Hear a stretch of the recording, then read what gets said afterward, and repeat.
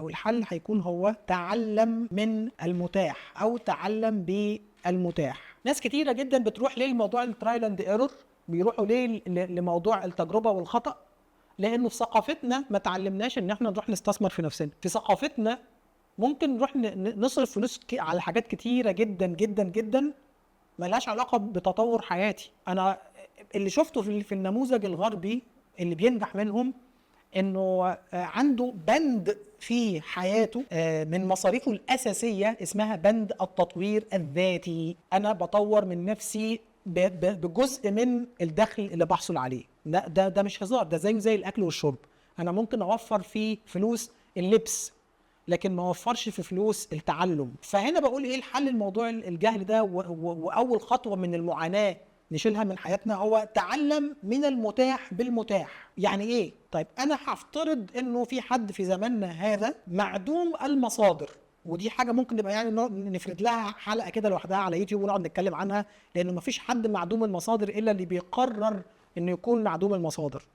لكن معوش فلوس خالص، معوش فلوس خالص وعايز يتعلم، فعنده القاعده تعلم من المتاح بالمتاح.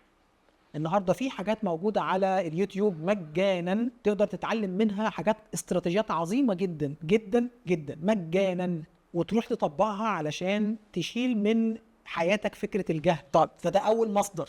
مشكلته ايه المصدر المجاني تماما ده؟ له مشكله. انا عشان كده بقول لك هنا اتعلم من المتاح بالمتاح، بس خليك عارف تكلفه كل اوبشن، خليك عارف تكلفه كل اختيار من اختياراتك. فكره ان انا اتعلم اول اوبشن ان انا مش هانفق على نفسي، مش هستثمر في نفسي، وهروح اتعلم بالمجان فقط.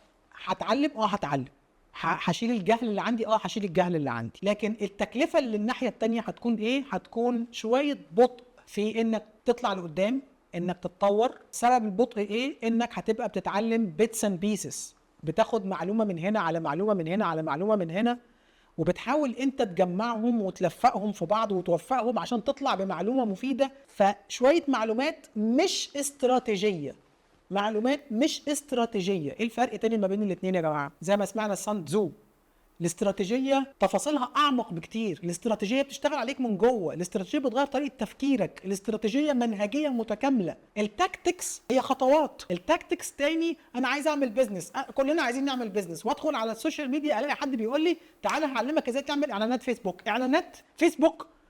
هي اعلانات فيسبوك في حد ذاتها كاعلانات دي استراتيجيه؟ لا، دي تاكتكس، والتاكتكس بتتغير كل يوم 10 مرات في الزمن اللي احنا فيه. فتعلم بالمتاح. اول حاجه ليك التعلم هو المجاني تماما، ولكن التكلفه اللي بتيجي معاه برضو كده من الدين والحياه اللي هم كلهم حاجه واحده في الاخر. ربنا بيقول لن تنالوا البر حتى تنفقوا مما تحبون.